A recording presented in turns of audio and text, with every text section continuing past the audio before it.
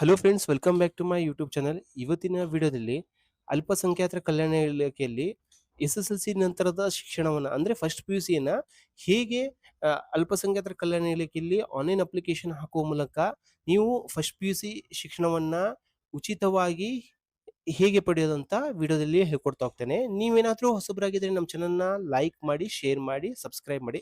ಇಲ್ಲಿ ಅಲ್ಪಸಂಖ್ಯಾತರ ಕಲ್ಯಾಣ ಇಲಾಖೆಯಲ್ಲಿ ಅಂದ್ರೆ ಯಾವ್ಯಾವ ವಸತಿ ಶಾಲೆಗಳು ಬರ್ತಾವ ಅಂತಂದ್ರೆ ಇಲ್ಲಿ ಮುರಾರ್ಜಿ ದೇಸಾಯಿ ವಸತಿ ಶಾಲೆ ಬರ್ತವೆ, ಮತ್ತೆ APJ ಅಬ್ದುಲ್ ಕಲಾಂ ವಸತಿ ಶಾಲೆ, ಮತ್ತೆ ಇಲ್ಲಿ ನೋಡ್ರಿ ಮೌಲಾನಾ ಆಜಾದ್ ಪದವಿ ಪೂರ್ವ ಕಾಲೇಜು.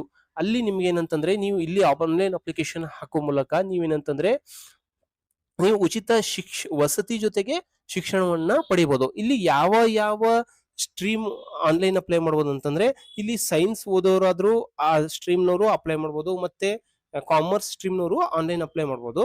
ಇಲ್ಲಿ ಏನಂತಂದ್ರೆ ಈ ಆನ್ಲೈನ್ ಅಪ್ಲಿಕೇಶನ್ ಏನಂತಂದ್ರೆ ಪ್ರಥಮ PUCಗೆ ನೀವು ಆನ್ಲೈನ್ ಅಪ್ಲಿಕೇಶನ್ ಬಂದ್ಬಿಟ್ಟು 3/5/2025ರಿಂದ 17/5/2025ವರೆಗೆ ನೀವು ಆನ್ಲೈನ್ ಮೂಲಕ ಅರ್ಜಿಯನ್ನ ಫ್ರೀ ಆಗಿ ಹಾಕ್ಬೋದು.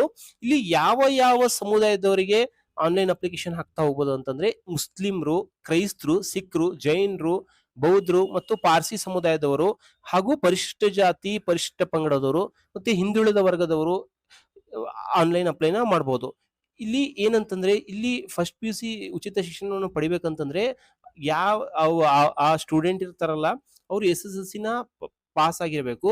ಇಲ್ಲಿ ಏನಂತಂದ್ರೆ ಯಾವ ಒಂದು ವೆಬ್ಸೈಟ್ ನಲ್ಲಿ ಇಲ್ಲಿ ನೋಡ್ರಿ ಪ್ರಥಮ PUC ತರಗತಿ ಉಚಿತ ಪ್ರವೇಶಕ್ಕಾಗಿ ಅರ್ಜಿಯನ್ನು ನೀವು ಈ ವೆಬ್ಸೈಟ್ ಮುಖಾಂತರ ಅಂದ್ರೆ ಈ ಸೇವಾ ಸಿಂಧು services.karnataka.government.in ಈ ವೆಬ್ಸೈಟ್ ನಲ್ಲಿ ನೀವು ಆನ್ಲೈನ್ ಅಪ್ಲಿಕೇಶನ್ ಹಾಕೋ ಮುಖಾಂತರ ಫಸ್ಟ್ PUC ಶಿಕ್ಷಣವನ್ನ ಉಚಿತವಾಗಿ ಪಡಿಕೊಂತ ಹೋಗ್ಬೋದು.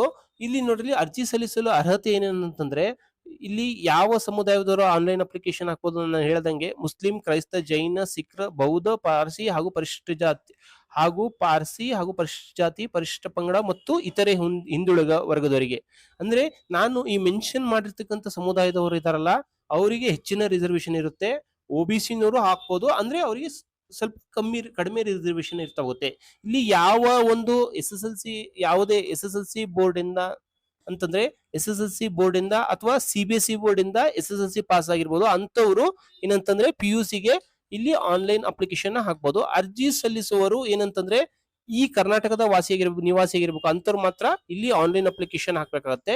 ಇಲ್ಲಿ ವಿದ್ಯಾರ್ಥಿ ಕುಟುಂಬದ ನಾನು ಹೇಳ್ದಂಗೆ ಆದಾಯ ಏನ್ ಬಂದ್ಬಿಟ್ಟು 2.5 ಲಕ್ಷ ಇರ್ಬೇಕಾಗತ್ತೆ. ಇಲ್ಲಿ ವಿಶೇಷ ಚೇತನ ಅಂದ್ರೆ PWD ಕ್ಯಾಂಡಿಡೇಟ್ಸ್ಗೆ ಏನಂತಂದ್ರೆ 4% ಅಷ್ಟು ರಿಸರ್ವೇಶನ್ ಇರ್ತಾ ಹೋಗುತ್ತೆ. ಇಲ್ಲಿ ನೋಡ್ರಿ ಪ್ರವೇಶಾತಿಯಲ್ಲಿ 75% ಸ್ಥಾನವನ್ನು ನಾನು ಹೇಳ್ದಂಗೆ ಅಲ್ಪಸಂಖ್ಯಾತರ ಸಮುದಾಯದವರಿಗೆ 75% ಅಷ್ಟು. ಯಾವ ಅಲ್ಪಸಂಖ್ಯಾತರ ಸಮುದಾಯದವರು ಅಂತಂದ್ರೆ ಮುಸ್ಲಿಂ, ಕ್ರೈಸ್ತರು, ಸಿಖ್ರು, ಜೈನರು, ಬೌದ್ಧರು ಮತ್ತು ಪಾರ್ಸಿ ಸಮುದಾಯ ಸೇರಿದ ವಿದ್ಯಾರ್ಥಿಗಳಿಗೆ 75% ರಿಸರ್ವೇಶನ್ ಇರುತ್ತೆ. SC ST ಮತ್ತು OBC ಕ್ಯಾಂಡಿಡೇಟ್ಸ್ ಬಂದ್ಬಿಟ್ಟು 25% ಅಷ್ಟು ರಿಸರ್ವೇಶನ್ ಇರುತ್ತೆ. ನಿಮ್ಗೆ ಏನಾದ್ರೂ ಡೌಟ್ ಇದ್ದಲ್ಲಿ ಏನಂತಂದ್ರೆ ಈ ಮೊಬೈಲ್ ನಂಬರಿಗೆ ಕಾಲ್ ಮಾಡೋ ಮುಖಾಂತರ ನೀವು ಹೇಗೆ ಆನ್ಲೈನ್ ಅಪ್ಲಿಕೇಶನ್ ಸಲ್ಲಿಸಬೇಕು, ಏನಾದ್ರೂ ಡೌಟ್ ಇದ್ದಲ್ಲಿ ನೀವು ಇಲ್ಲಿ ಪಡಿಬಹುದು. ಈಗ ಯಾವ ದಾಖಲೆಗಳನ್ನು ನೀವು ಆನ್ಲೈನ್ ಅಪ್ಲಿಕೇಶನ್ ಹಾಕಬೇಕಾದ್ರೆ ರೆಡಿ ಇಟ್ಕೋಬೇಕಂತ ಹೇಳ್ತಾ ಹೋಗ್ತೀನಿ. ಮಾಸ್ ಕಾರ್ಡ್ ನಿಮ್ದು, ಮತ್ತೆ ಜಾತಿ ಮತ್ತೆ ಆದಾಯ ಪ್ರಮಾಣ ಪತ್ರ, ವಿದ್ಯಾರ್ಥಿಯ ಸ್ಟ್ಯಾಟ್ಸ್ ಸಂಖ್ಯೆ, ವಿದ್ಯಾರ್ಥಿನಿಯರ ಮತ್ತೆ ವಿದ್ಯಾರ್ಥಿಗಳ ಮತ್ತು ಪೋಷಕರ ಆಧಾರ್ ಕಾರ್ಡ್ ಇರ್ಬೇಕಾಗತ್ತೆ. ಇವಾಗಿಂದ ಪಾಸ್ಪೋರ್ಟ್ ಸೈಜ್ ಫೋಟೋ ಇರ್ಬೇಕಾಗತ್ತೆ.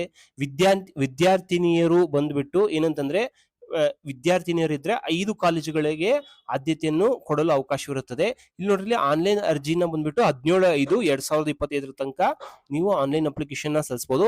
ವೆಬ್ಸೈಟ್ ನಾನು ತಿಳಿಸ್ದಂಗೆ ಸೇವಾ ಸಿಂಧು services.karnataka.government.in ಈ ವೆಬ್ಸೈಟ್ ನಲ್ಲಿ ನೀವು ಆನ್ಲೈನ್ ಅಪ್ಲಿಕೇಶನ್ ಹಾಕ್ಬೋದಾಗಿದೆ.